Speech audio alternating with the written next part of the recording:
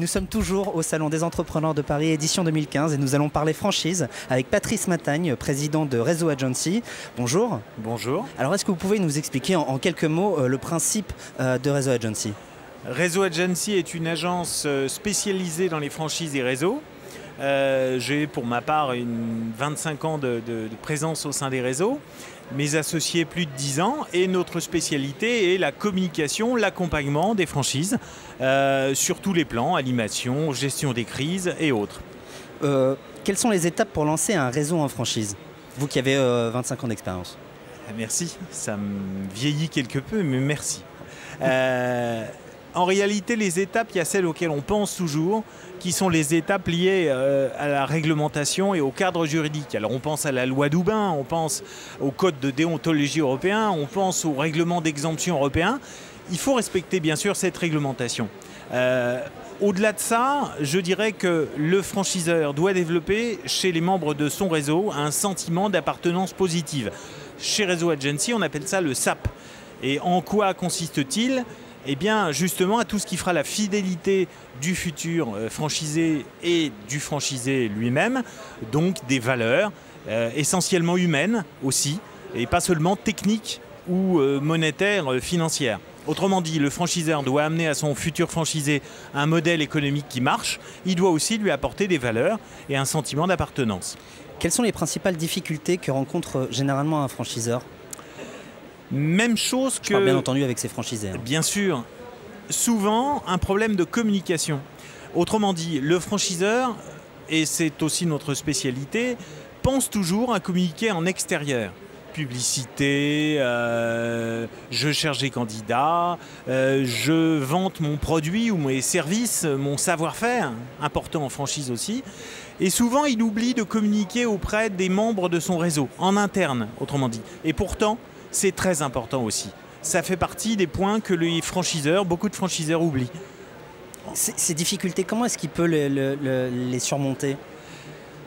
En respectant des valeurs et en anticipant les problèmes. En clair, lorsqu'un franchisé se plaint de ne pas avoir de nouvelles de son franchiseur, c'est souvent trop tard. Et le franchiseur doit toujours expliquer à son franchisé ce qu'il fait. On a un triptyque. Il y a des outils internes qui peuvent aider à faciliter cette communication. Il y a une multitude d'outils internes qui sont une newsletter, qui sont une rubrique dédiée sur le site, qui sont un planning d'intervention, appels, visites, entre autres, et surtout un reporting de toutes ces actions. Et une des notions qu'on met souvent véritablement en avant, c'est la traçabilité de chacune des actions. Autrement dit, tout ce que fait le franchiseur pour son franchisé doit être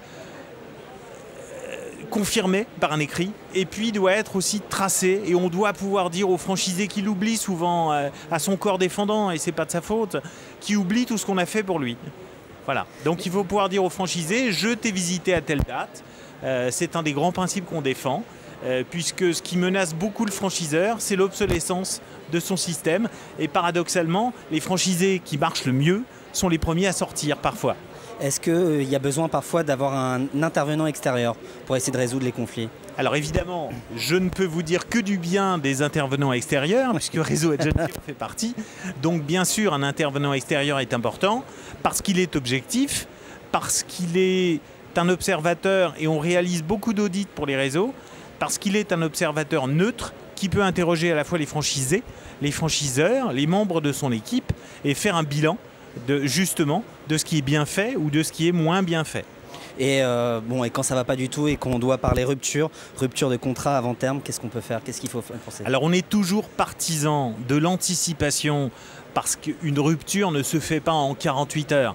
On sent venir pour un franchisé les difficultés financières, les difficultés d'exercice, les difficultés du mal-être, de la retranscription du savoir-faire de la franchise. Mais s'il est trop tard, et que le franchisé veut partir et quitter le réseau, il vaut toujours mieux, selon nous, trouver une solution amiable, éviter les procédures et donc effectivement trouver un point d'accord pour la sortie du franchisé, qui, ne l'oublions pas, est aussi contacté par les futurs candidats.